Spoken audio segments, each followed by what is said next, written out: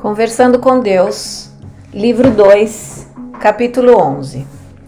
O Senhor prometeu que no livro 2 trataria dos problemas geopolíticos mais amplos de nosso planeta, ao contrário dos problemas basicamente pessoais do que tratou no livro 1, mas não achei que entraria nesse debate.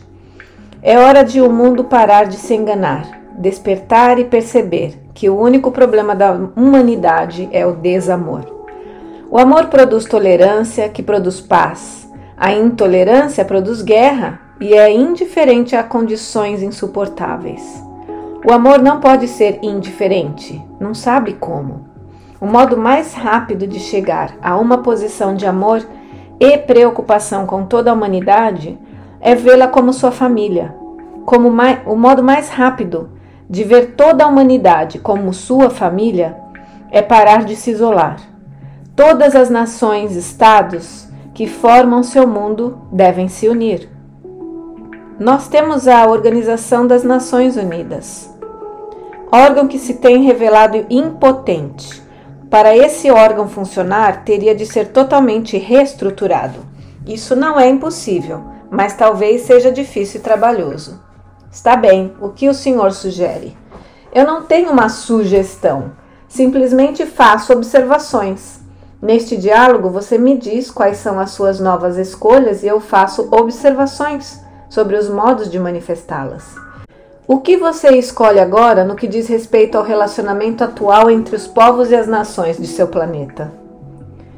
Eu usarei as suas palavras. Se estivesse em minhas mãos, escolheria que nós chegássemos a uma posição de amor e preocupação com toda a humanidade. Dada essa escolha, eu observo que aquilo que daria certo seria a formação de uma nova comunidade política mundial, com cada nação-estado tendo uma participação igual nos problemas do mundo e uma cota proporcional dos recursos do mundo. Isso nunca daria certo. Aqueles que têm nunca abrirão mão de sua supremacia, de sua riqueza e de seus recursos a favor daqueles que não têm. E por que o fariam? Porque é de seu interesse. Elas não veem isso dessa forma. Eu não tenho certeza de que vejo. Se você pudesse acrescentar bilhões de dólares por ano à economia de sua nação, que poderiam ser gastos para alimentar os famintos, vestir os necessitados, abrigar os pobres, dar segurança aos idosos, melhorar o sistema de saúde e produzir um padrão de vida digno para todos, isso não seria do interesse da sua nação? Bem, na América há aqueles que argumentariam que isso ajudaria os pobres às custas dos ricos e da classe média, que pagam impostos. Nesse meio tempo, o país continua a ser devastado pelo crime. A inflação rouba do povo as economias de sua vida inteira. A taxa de desemprego sobe vertiginosamente. O governo se fortalece, gasta demais e nas escolas são distribuídas camisinhas. Você fala como se estivesse dando uma entrevista no rádio. Bem, essas são as preocupações de muitos americanos. Então eles têm uma visão curta. Não percebem que se bilhões de dólares por ano, que representam milhões por mês, centenas e centenas de milhares por semanas, quantias enormes por dia, pudessem ser recolocados em seu sistema, se vocês pudessem usar esses recursos para alimentar os seus famintos, vestir os seus necessitados, abrigar os seus pobres, dar segurança para os seus idosos, fornecer atendimento médico e produzir um padrão de vida digno para todos, as causas do crime desapareceriam para sempre? Não percebem que surgiriam novos empregos quando os dólares fossem reinvestidos em sua economia? Que o seu próprio governo poderia até mesmo se tornar menos importante porque haveria menos coisas a fazer? Eu acho que algumas dessas coisas poderiam acontecer, mas não posso imaginar o governo algum dia se tornando menos importante. Mas de onde viriam esses milhões e bilhões de impostos cobrados pelo seu governo do novo mundo, pagos por aqueles que trabalham duro para dar àqueles que não se esforçaram para ganhá-los? É assim que você vê isso? Não, mas é assim que muitas pessoas irão ver, e eu quis tornar claro o ponto de vista delas. Bem, eu gostaria de falar sobre isso depois. Agora não quero me desviar do assunto de que estávamos tratando. Está bem. Mas você perguntou de onde viriam esses novos dólares. Bem, não teriam de vir de novos impostos cobrados pela comunidade do Novo Mundo.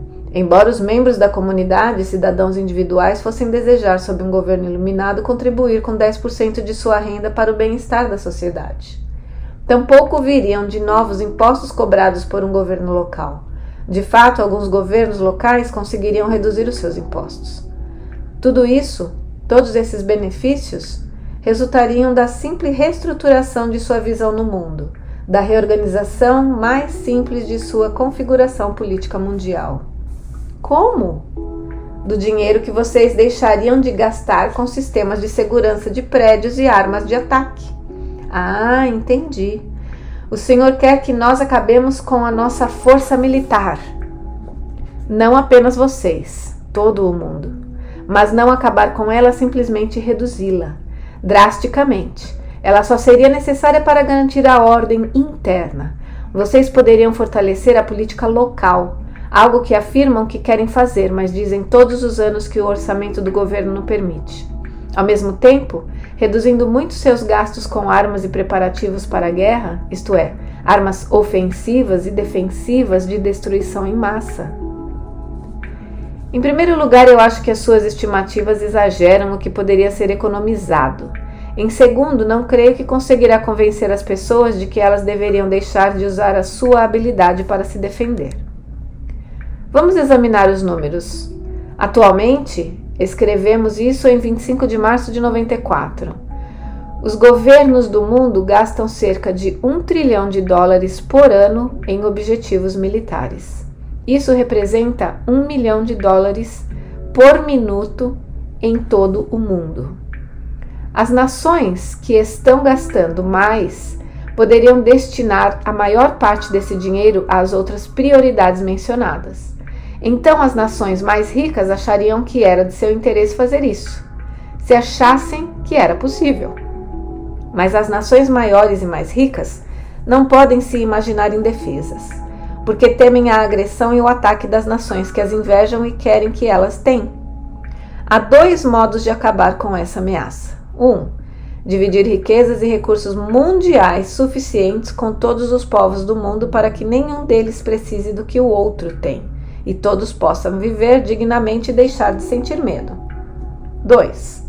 Criar um sistema para a resolução de diferenças que elimine a necessidade de guerra e até mesmo a possibilidade dela. As pessoas do mundo provavelmente nunca fariam isso. Já fizeram. Já? Sim. Está sendo feita agora uma grande experiência em seu mundo, justamente desse tipo de ordem política. Essa experiência é chamada de Estados Unidos da América. Que o senhor disse que estava sendo um grande fracasso. E está. Falta muito para poder ser considerada um sucesso. Como eu já prometi, falarei sobre isso e sobre as atitudes que impedem o que seja um sucesso depois. Ainda assim, é a melhor experiência em andamento. É como disse Winston Churchill: a democracia é o pior sistema, exceto todos os outros. A nação americana foi a primeira a formar uma confederação de estados independentes e uni-los em um grupo coeso, sujeito a uma autoridade central. Na época, nenhum dos estados queria fazer isso. Eles resistiram muito, temendo a perda de sua importância individual e afirmando que essa união não serviria a seus interesses. Pode ser instrutivo entender exatamente o que aconteceria com esses estados independentes naquela época. Embora eles tivessem se unido em uma confederação, não havia um real governo americano e, consequentemente, nenhum poder para reforçar os artigos da confederação com os quais os estados haviam concordado. Os estados tratavam de seus próprios assuntos internacionais, vários deles fazendo acordos particulares de comércio e outros negócios com a França, a Espanha, a Inglaterra e diversos países. Os estados também negociavam uns com os outros, e embora seus artigos da confederação o proibissem, alguns deles aplicavam tarifas aos produtos que vinham de barco de outros estados. Como faziam com os que vinham do outro lado do oceano? Os comerciantes não tinham nenhuma escolha além de pagá-las no porto se quisessem comprar ou vender seus produtos, não havendo uma autoridade central, apesar da existência de um acordo escrito proibindo a aplicação dessas tarifas. Os estados independentes também guerreavam uns com os outros. Cada estado considerava sua força militar um exército permanente. 9 estados tinham as suas próprias marinhas de guerra. E "não pise nos meus calos" poderia ter sido o lema oficial de todos os estados da Confederação. Mais da metade dos estados até mesmo cunhava suas próprias moedas, embora a Confederação tivesse concordado em que isso também seria ilegal. Em resumo, seus estados originais, apesar de unidos sob os artigos da Confederação, agiam exatamente como as nações independentes agem hoje. Embora eles pudessem ver que os acordos de sua confederação, como que afirmava que apenas o Congresso tinha autoridade para cunhar moedas, não estavam sendo cumpridos, recusavam-se terminantemente a criar e respeitar uma autoridade central que poderia fazer cumprir esses acordos e impor algumas penalidades a quem não as cumprisse. Contudo, com o correr do tempo, alguns líderes progressistas começaram a se destacar. Eles convenceram as pessoas de que ganhariam mais do que perderiam criando essa nova federação. Os comerciantes economizariam dinheiro e aumentariam seus lucros, porque os estados independentes não poderiam mais aplicar tarifas aos produtos uns dos outros. Os governos economizariam dinheiro e teriam mais para investir em programas e serviços que realmente ajudariam o povo, porque os recursos não teriam de ser usados para proteger os estados independentes uns dos outros. As pessoas também teriam mais segurança e prosperidade, cooperando em vez de lutando entre si.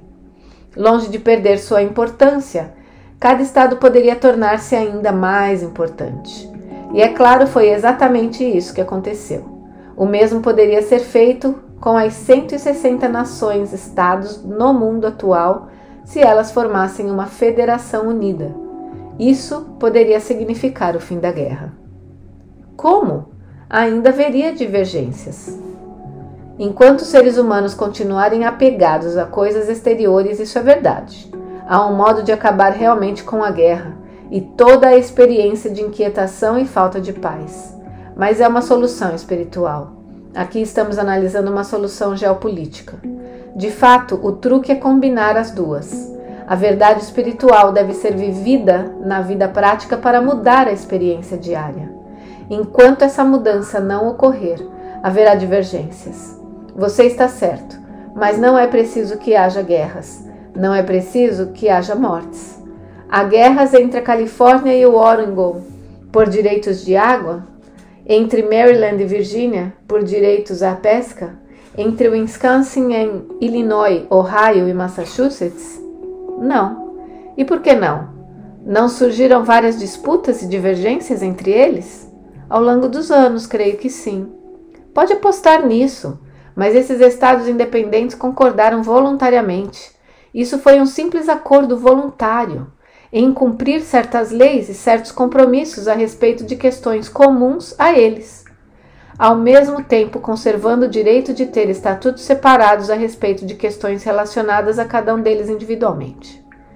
E quando as disputas entre os estados realmente surgem, devido às interpretações diferentes da lei federal, ou pelo fato de alguém tê-la simplesmente descumprido, a questão é levada a um tribunal, ao qual foi dada autoridade, isto é, dada autoridade pelos estados, para resolver a disputa.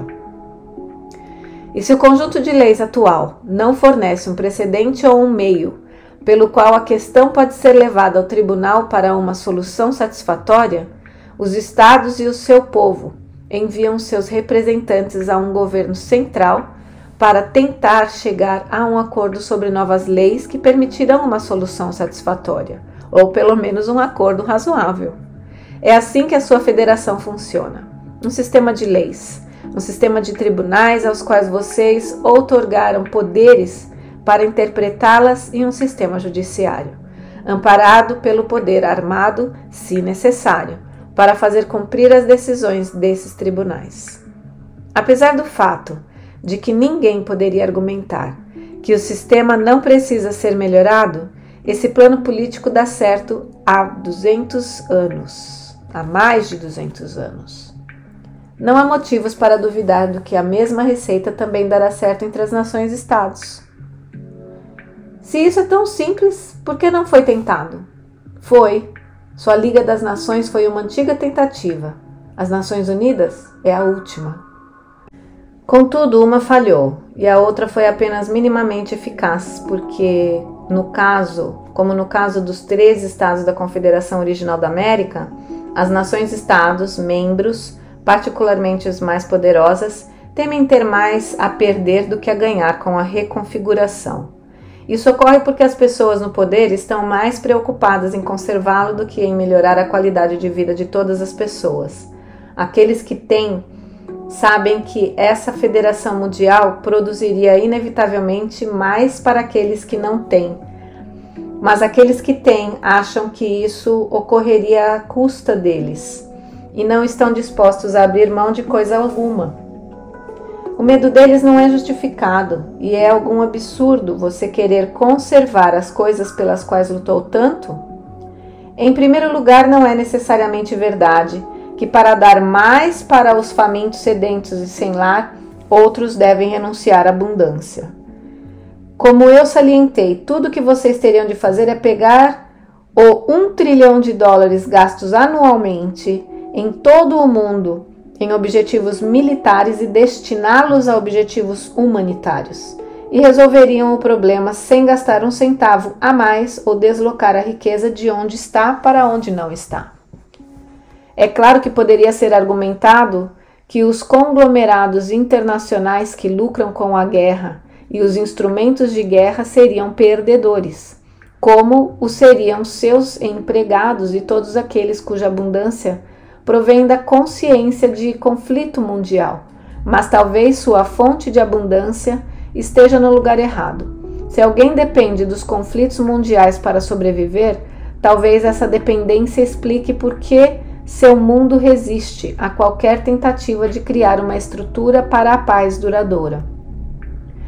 Quanto à segunda parte da sua pergunta, querer conservar as coisas pelas quais você lutou tanto, como um indivíduo ou uma nação, não é um absurdo se você partir de uma consciência de mundo exterior. Uma o quê? Se você tirar a maior felicidade da sua vida das experiências que só podem ser obtidas no mundo exterior, o mundo físico, fora de você, nunca quererá renunciar a nada do que acumulou, como uma pessoa e uma nação, para ser feliz. E enquanto aqueles que não têm acharem que a sua infelicidade está ligada à falta de bens materiais, também ficarão presos na armadilha. Sempre desejarão o que você tem e você sempre se recusará a partilhá-lo. É por isso que eu disse antes que há um modo de acabar realmente com a guerra e toda a experiência de inquietação e falta de paz, mas é uma solução espiritual. Em última análise, todo problema geopolítico, como todo problema pessoal, tem origem em um problema espiritual. Toda a vida é espiritual e, portanto, todos os problemas da vida têm uma origem espiritual e são resolvidos espiritualmente. A causa das guerras em seu planeta é que alguém tem algo que outro cobiça. Isso é o que leva alguém a fazer algo que outro não quer que faça. Todos os conflitos surgem do desejo inadequado. A única paz no mundo que é duradoura é a paz interior. Deixe cada pessoa encontrar a paz interior. Quando você a encontrar, descobrirá que é indispensável. Isso significa que você simplesmente não precisa mais das coisas de seu mundo exterior. Não precisar é uma grande libertação. Em primeiro lugar, isso o livra do medo, de haver algo que você não terá, que você tem e perderá, e de que sem uma determinada coisa não será feliz. Em segundo, não precisar o livra da raiva. A raiva é o medo manifestado. Quando você não tem nada a temer, não tem do que sentir raiva. Você não sente raiva quando não consegue o que quer, porque seu ato de querer foi simplesmente uma preferência, não uma necessidade. Por isso não tem medo associado à possibilidade de não obtê-lo, e consequentemente não tem raiva. Você não sente raiva quando vê outras pessoas fazendo o que não quer que façam, porque não precisa de que elas façam ou não uma determinada coisa. Consequentemente, não tem raiva. Você não sente raiva quando alguém é grosseiro, porque não precisa de que essa pessoa seja gentil. Não sente raiva quando alguém não o ama, porque não precisa de que essa pessoa o ame. Não sente raiva quando alguém é cruel ou tenta prejudicá-lo, porque não precisa de que essa pessoa se comporte de outro modo e sabe que não pode ser prejudicado. Você nem mesmo sente raiva se alguém tentar tirar a sua vida, porque não teme a morte. Quando o medo é tirado de você, tudo o mais pode ser tirado e não sentirá raiva. Você sabe em seu íntimo intuitivamente que tudo que criou pode ser recriado, ou, mais importante ainda, que isso não importa. Quando você encontra a paz interior, nem a presença, nem a ausência de uma pessoa, de um lugar ou de uma coisa, nem uma condição, uma circunstância ou uma situação pode ser o criador de seu estado mental ou a causa de sua experiência de ser. Isso não significa que você rejeita todas as coisas do corpo. Longe disso. Significa que você experimenta estar plenamente em seu corpo e os prazeres disso, como nunca experimentou antes. Contudo, seu envolvimento com as coisas do corpo será voluntário, não obrigatório. Você experimentará fisicamente sensações porque escolhe experimentá-las, não porque é obrigado a fazê-lo para se sentir feliz ou justificar a tristeza. Essa única e simples mudança, tentar encontrar a paz interior, poderia, se fosse feita por todas as pessoas, acabar com as guerras, com os conflitos e com as injustiças, e proporcionar ao mundo uma paz duradoura. Não há nenhuma outra fórmula necessária ou possível. A paz do mundo é uma coisa pessoal. O que é preciso não é de uma mudança de situação, mas de consciência. Como podemos encontrar a paz interior quando estamos famintos? Ter serenidade quando estamos sedentos? Permanecer calmos quando estamos molhados com frio ou sem abrigo? Ou evitar a raiva quando os nossos entes queridos morrem sem um motivo? O Senhor fala poeticamente, mas a poesia é prática.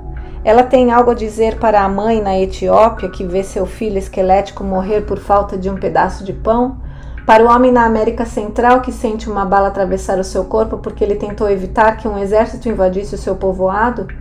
E o que a sua poesia tem a dizer para a mulher no Brooklyn estuprada 8 vezes por uma gangue? Ou para a família de 6 membros na Irlanda morta por uma bomba terrorista colocada em uma igreja em uma manhã de domingo? Isso é difícil de ouvir, mas eu lhe digo que há perfeição em tudo. Tente vê-la. Essa é a mudança de consciência da qual eu falo. Não precisar de coisa alguma, desejar tudo, escolher o que se apresenta. Tenha os seus sentimentos, chore as suas lágrimas, dê as suas risadas, honre a sua verdade. Contudo, quando toda a emoção se for, fique calmo e saiba que eu sou Deus. As outras palavras, no meio da maior tragédia, veja a glória do processo. Mesmo quando você morrer com uma bola atravessando seu peito ou for estuprada por uma gangue. Agora isso parece uma coisa impossível de fazer. Contudo, quando você passar a ter a consciência de Deus, poderá fazê-la. É claro que não tem de fazê-la. Isso depende de como deseja experimentar o momento. Em uma ocasião de grande tragédia, o desafio é sempre aquietar a mente e penetrar fundo na alma. Você o faz automaticamente quando não tem controle sobre isso. Já conversou com uma pessoa que acidentalmente atirou um carro de uma ponte? Ou se viu diante de um revólver? Ou quase se afogou? Frequentemente essas pessoas dizem que o tempo passou mais devagar, foram dominadas por uma estranha calma e não sentiram medo. Não temerás mal algum, porque eu estou contigo. É isso que a sua poesia tem a dizer para a pessoa que enfrenta a tragédia. Em seu momento de maior escuridão, eu serei a sua luz. Em seu momento mais triste, eu serei o seu consolo. Em seu momento mais difícil, eu serei a sua força. Portanto, tenham fé, porque eu sou o seu pastor e nada lhe faltará. Eu o farei deitar em pastos verdejantes. Eu o guiarei mansamente a águas tranquilas. Eu refrigerarei sua alma e o guiarei nas veredas da justiça por amor a meu nome. E sim, ainda que você ande pelo vale da sombra da morte, não temerá mal algum, porque eu estou contigo. Minha vara e meu cajado consolarão. Eu preparo uma mesa perante você na presença dos seus inimigos. Ungirei com óleo a sua cabeça, seu cálice transbordará. Certamente que a bondade e a misericórdia o seguirão todos os dias da sua vida, e você habitará em minha casa e em meu coração eternamente.